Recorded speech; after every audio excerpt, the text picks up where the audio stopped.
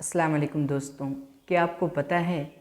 کہ رمضان کے روزے رکھنے والوں کے لیے دو بہت ہی بڑے فائدے اور بہت ہی بڑی خوشیاں ہیں۔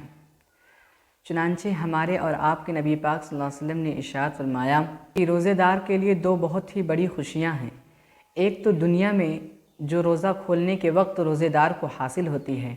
اور دوسری آخرت میں ہے کہ جب وہ اللہ تعالیٰ سے وہ ملاقات کرے گا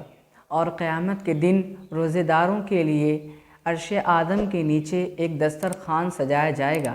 جس پر طرح طرح کے لذیذ پکوان رکھے جائیں گے، اور وہ روزے دار اس پر بیٹھ کر بڑی عزت و شان کے ساتھ کھانے پینے میں لگے ہوئے ہوں گے۔ لیکن جو لوگ دنیا میں روزہ نہیں رکھتے تھے، وہ لوگ قیامت کے میدان میں، حشر کے میدان میں سختی کے عالم میں مبتلا ہوں گے، وہ حساب و کتاب کے عالم میں مبتلا ہوں گے۔ تو جب یہ لوگ ان لوگوں کو دیکھیں گے کہ یہ لوگ چین و سکون سے دسترخوان پر بیٹھے ہوئے لذیذ پکوان کھا رہے ہیں، تو یہ لوگ حیرت میں آ کر دریافت کریں گے کہ یہ خوش نصیب لوگ کون ہیں جو اتنی مصیبت کے وقت میں کھانے پینے میں لگے ہوئے ہیں۔ تو فرشتے جواب دیں گے، یہ وہ لوگ ہیں جو دنیا میں روزہ رکھا کرتے تھے اور بھوک و پیاس کی تکلیف کو برداشت کیا کرتے تھے۔